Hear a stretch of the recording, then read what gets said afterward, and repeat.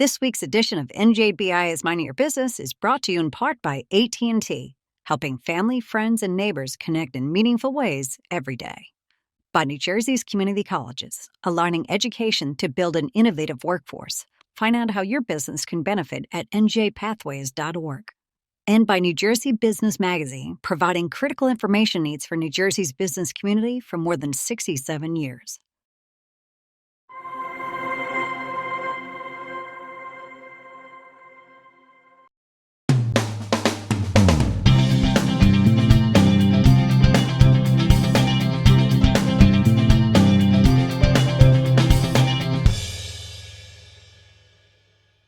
Welcome to NJBIA's Minding Your Business. I'm Bob Considine. Well, there's been a huge development in the world of workforce development for the Garden State, and we recently visited the headquarters of the New Jersey Council of County Colleges to get the scoop. So join us as we talk with NJCCC Vice President Catherine Starghill, the Greater Raritan Workforce Development Board Director Paul Grzella, and Atlantic County Workforce Development Board Executive Fran Kuhn about a unique partnership between the New Jersey's 18 community colleges and our state's workforce development boards. Have a look. So Catherine, let's talk about this new agreement between New Jersey community colleges and the workforce development boards. What is new about this agreement? Really what's new is that it's a formal collaboration of the workforce development system statewide. Mm-hmm. The community colleges, of course, being the largest workforce development training providers in the state, with the workforce development boards regionally who that have the money, the funding for training, that connect the unemployed, underemployed, mm-hmm. career changers to employment and other supports. So really, the colleges and the workforce development boards together are the answer. Right. So the key players involved, I guess, how many workforce boards are we talking about? 17, correct? Right. Okay. And 18 community colleges. Wow. It's like superpowers getting together. That's right. Let's just talk about, before we carry on any further, workforce development boards. I'll start with you, Paul. What are they and what do they do? There are 17 workforce boards in New Jersey, as we mentioned. They're in every corner of the nation. We're federally mandated organizations that are funded to help, as Catherine was saying, both the unemployed, underemployed, people with special needs or special populations get connected to career opportunity and to businesses, because we really have two buckets of customers, businesses and job seekers. Right. And the Greater Raritan Workforce Development Board is that Somerset and Hunterdon County? Yes, we're one of the three workforce boards that cover have more than one county footprint. Okay, and Atlantic County is just Atlantic County. Atlantic County is Atlantic County. Okay. So, Fran, tell me more about the value about this partnership. This partnership for Paul and I think all of the Workforce Development Board directors recognizes the importance of the combination of workforce development, which is obviously skill development, and the educational aspects of that. I don't know that everyone realizes that the community colleges focus on the same population that we work with on an ongoing basis, with the objective of improving their academic status as well as their skill status so that they can be employable, maintain a sustainable, lucrative, hopefully gainful employment process where they have a career path that they can follow that will allow them to be contributors to society, be successful with their family, their community, their area, in a joint area. In Atlantic County specifically, it is remarkable the number of people that have a high school diploma and do not have a secondary education beyond, a post-secondary education beyond that. Right. So this is a really, really valuable opportunity to build that partnership area to area. So I'll ask this both of you, but I want to start with you, Catherine. Why is it the right time to formalize this agreement from your chair? Sure. From our perspective, it's the right time because everyone needs help, right? Our economy is challenging. The job market is tight. Right. And there are new technologies that are really evolving industry across the country, right? We all need to be AI ready, right? So that's probably one of the will be one of the focuses of our work together is ensuring that the workforce in New Jersey is AI ready. Yeah. Well, we're going to be starting right from a base level, hopefully enabling individuals who are currently employed, incumbent workers, the unemployed students, traditional students and adult learners, career changers, to obtain that foundational knowledge so that they can go and work and, be able to use some of those AI tools that many companies have implemented. AI is so much everywhere. I'm not even here right now. That's how much AI is. Fran, for you, why is now the right time for this agreement? One of the things that we've been talking about a lot is the change, I think, in the culture of training and education. Right. And there has been a prolonged period of secondary schools, primary schools pushing post-secondary education as university, four-year college, bachelor's degree, and that's how you've got to go. Mm-hmm. It's now coming to the point where the debt associated with that desire and expectation is so insurmountable that it cannot be continued on the same level. So the push is now to look at building a skill set, and with the skill set, building your academic support for that and your education beyond secondary. So the community colleges provide that opportunity in a way that the four-year colleges do not. Right. The economics of that situation, the ability to be able to manage a job while you are advancing your education is something that the colleges really struggle to do. Right. So I think that there's an opportunity right now because of that shift and that change and the recognition that not everybody needs to go to college anymore right away. And a lot of times when people go to college right away, they really don't know what they're doing anyway. And I'll speak from my own experience on that. But it is, I think the time is right because that culture has shifted right now.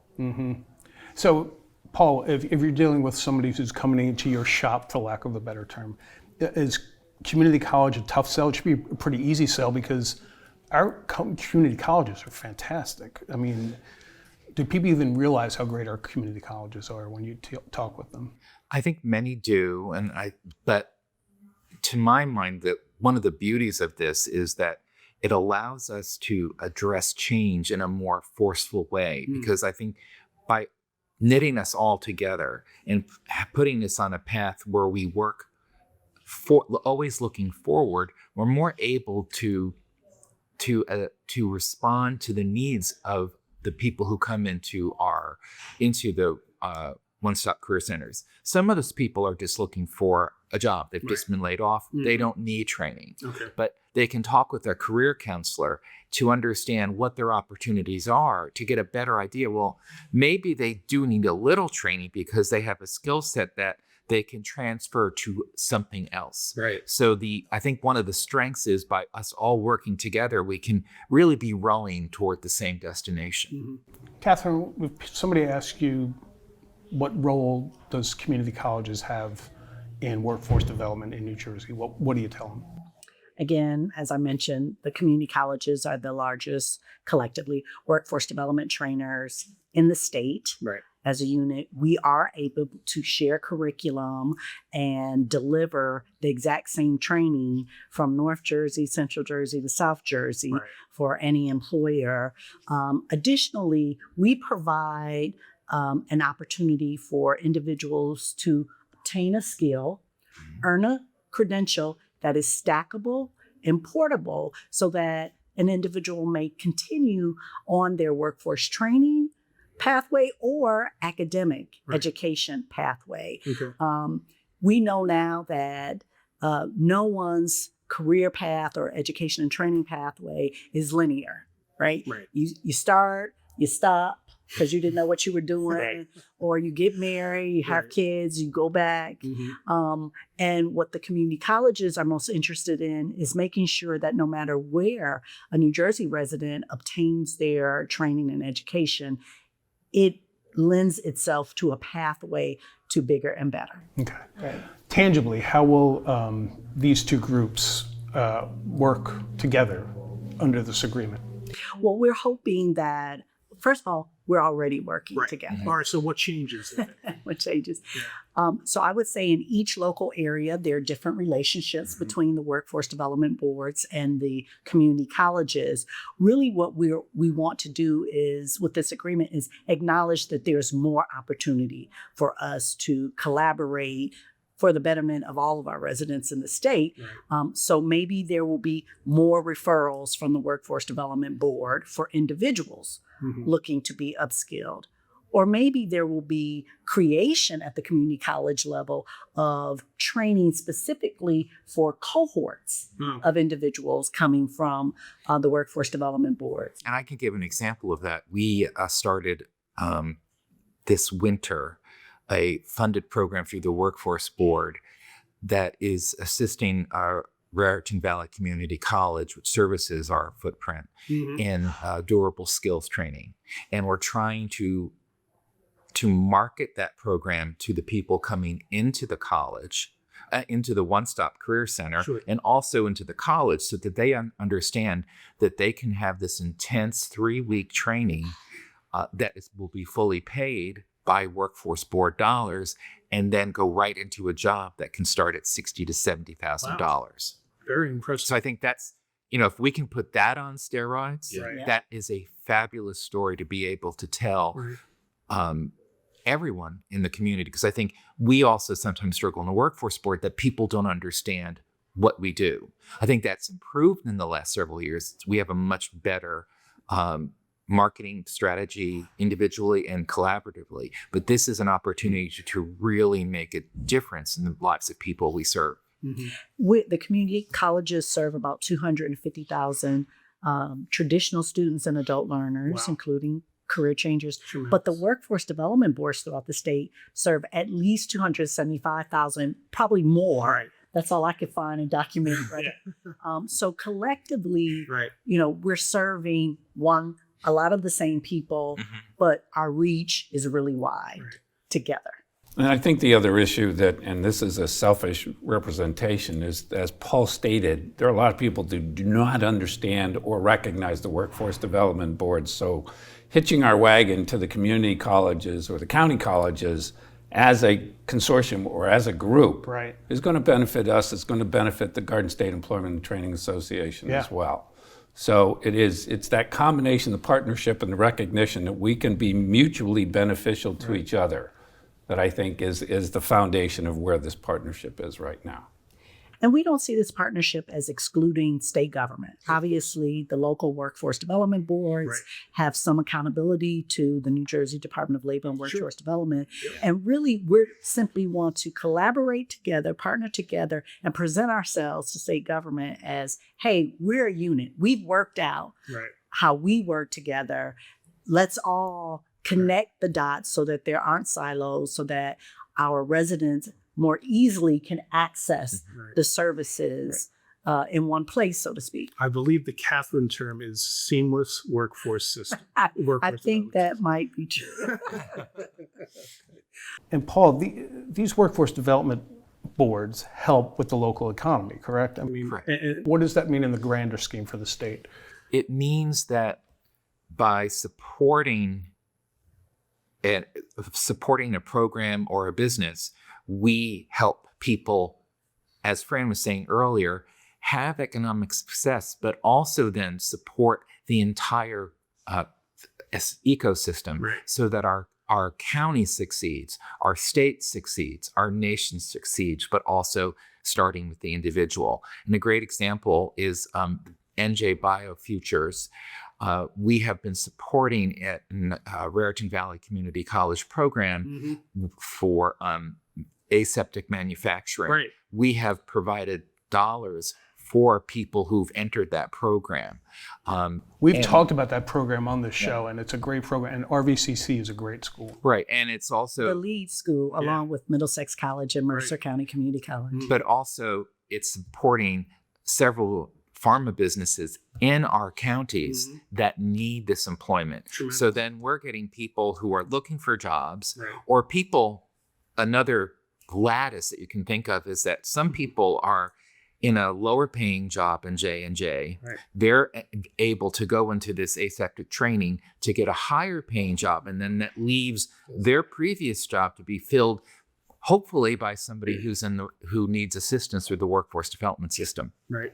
And Fran, earlier you mentioned the Garden State Employment and Training Association. How does their involvement, I'll just go to any of you, how does their involvement strengthen this effort? I think the Garden State Employment and Training Association, which is the foundation of the workforce development system, at least on a local level, it provides the pathway to the connection to the community colleges. If we as a group, because you have NJCCC and then you have GCCC married together in this process of agreement, partnership, and planning everything. Right. I think as Paul talked about, strategically planning how those things are going to be coordinated jointly so that we're all in agreement as to how we're going to process those services to provide for our individual populations, because as you heard, we're all different. Right. But each county college recognizes the local culture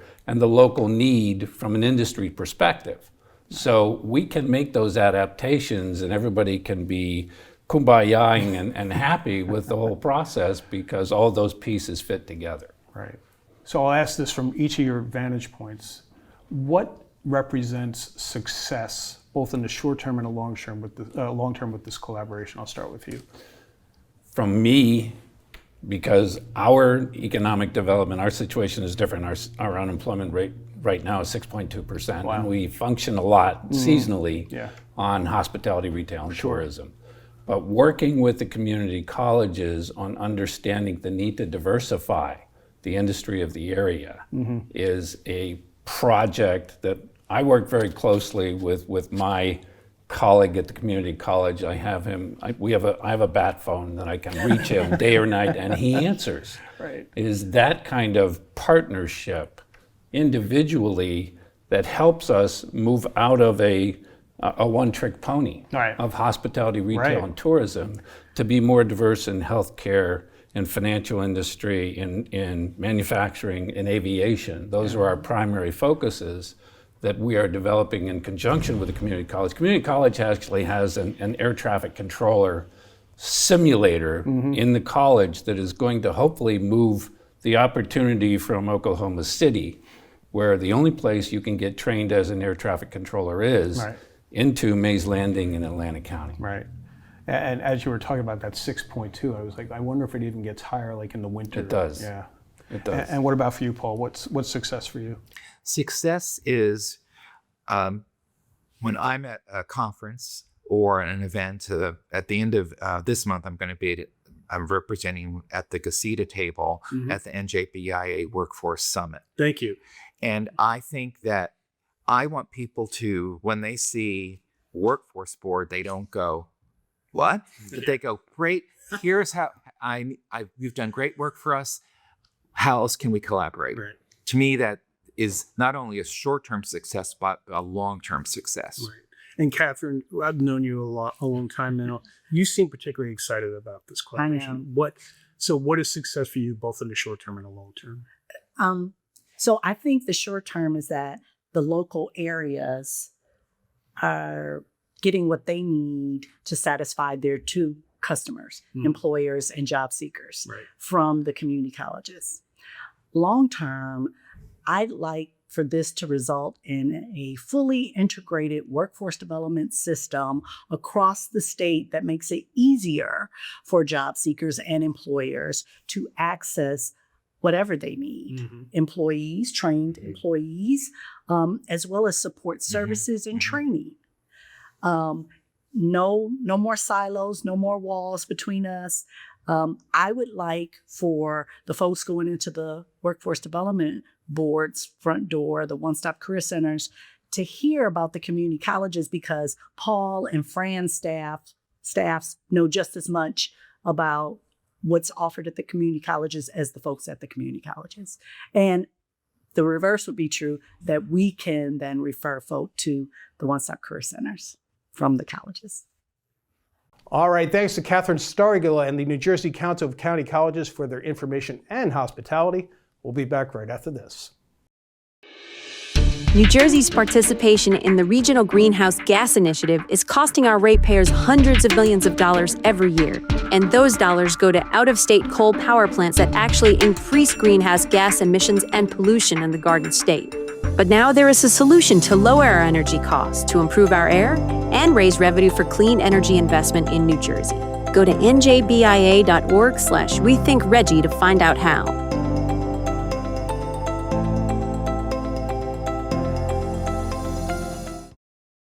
Welcome back to NJBIA is Mind Your Business. I'm Bob Considine. Well, how much has New Jersey's population increased in recent decades? Is the state's birth rate outpacing the death rate? And which generation in New Jersey is the most highly educated?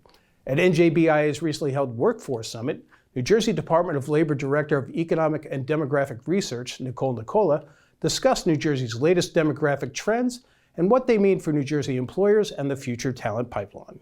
Have a look. So a little bit about us. We're part of the Department of Labor in New Jersey. What we do is we collect data on employers, employees, and population demographics, and then we go around the country and do these type of presentations. The idea is we want to show you how you can look at data and make decisions. And today is an example of this. The way I like to describe us is think of us as the barista of data. You go to a coffee shop to customize your drink. You could come to us, and we customize your data based on a project you're working on. But we have increased from 1960 to 2025 from 6.1 million to 9.5 million. So all the people who answered correctly, 3.5 million. So we know that we have increased during that period. We have increased by 0.7%, but in the last couple of decades, we increased by 0.5%. And you could see we have a chart for you here. The y-axis will always have the metric, in this case, population in 1,000. The x-axis will have the years. We'll see more charts, and you can see here from 1960 to 2025, as I've mentioned, we increased by 3.5%. The next chart shows you trends in birth and death, and birth is higher than death. Yeah. And what you could see is that the birth rate has been declining. So the gap between birth rate and death rate has been declining. And we highlight the birth rate in blue and the death rate in red for you today. And we covered the period 2000 to 2025. What you could see here is we're having less kids.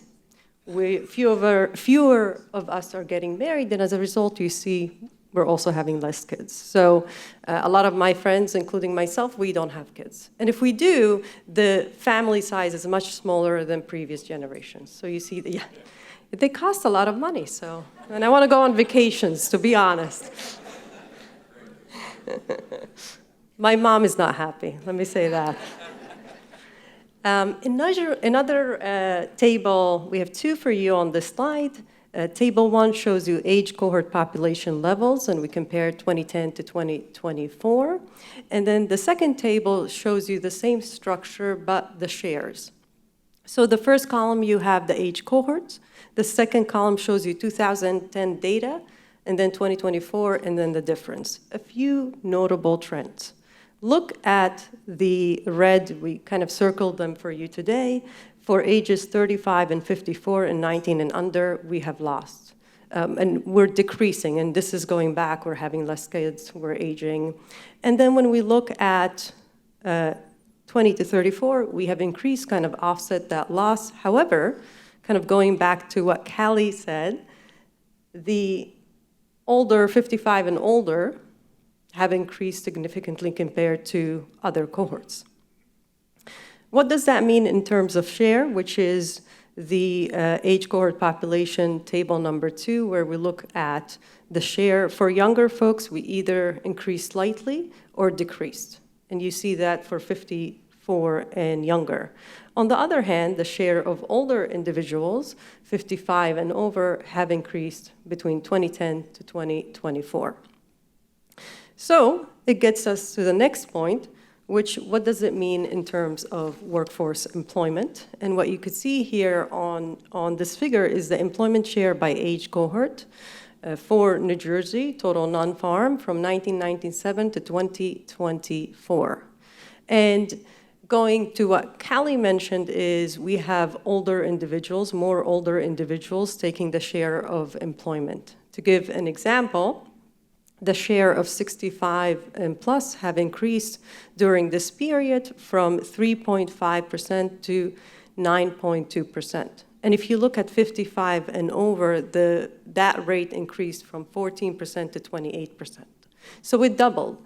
This is not a bad thing. We're living longer, we're healthier, so we can work more. So we have a lot of institutional knowledge. I always tell people, if we get somebody 60-year-old, hire them. They know more than us. We can learn from them, right? It's an asset that we cannot find in a 20, 25, 30, and 40. But we can find it in 60 and 70. And we're healthier and we live longer. So it's not that bad. On the other hand, for younger individuals, the share have declined. To give you an example, for 25 to 34, the share has declined from 26 to 21.5%. So now we have a lot of institutional knowledge. We can keep them in the workforce, but then we need the pipeline. We need to transfer that knowledge to the younger generation so we can keep a competitive edge compared to other states. And we are strong in terms of our economy because we have a diverse economy. Think of Hawaii, they may be relying on a few industries like tourism. That's not the case in New Jersey. We're very diverse and very strong. Another thing I wanted to highlight today, and I spoke to Bonnie, who works for a chemical manufacturing, which this is good for the manufacturing industry, the share of older cohorts, age cohorts, has increased from 17% to 34%, where the younger cohort, as you can see in the figure, is much smaller. So that is a concern because we need to fill that pipeline. Good institutional knowledge, pipeline needs to be filled. And we did one more for you, the financial activities in New Jersey. We see a similar thing, kind of a funnel where we have more older individuals than younger individuals. So what are the takeaways? I'll mention one and then I'll answer the educational attainment and see which generation won that contest. So one thing I want to say, we're aging. And to give you a statistic that I found very interesting is the ratio of 65 population to 25, 64 population in 2010 was 1:4, one senior to every 4 between the ages of 25 to 64. Then in 2024, that ratio went to 1:3, 1:3. So we're certainly getting older. So institutional knowledge, we need to build our pipeline. The other thing, the educational attainment by generation, millennials have won, and we have the highest educational attainment. The reason I looked at this was because I read an article that said we're not keeping up in terms of educational attainment, and I got worried, let me look at this.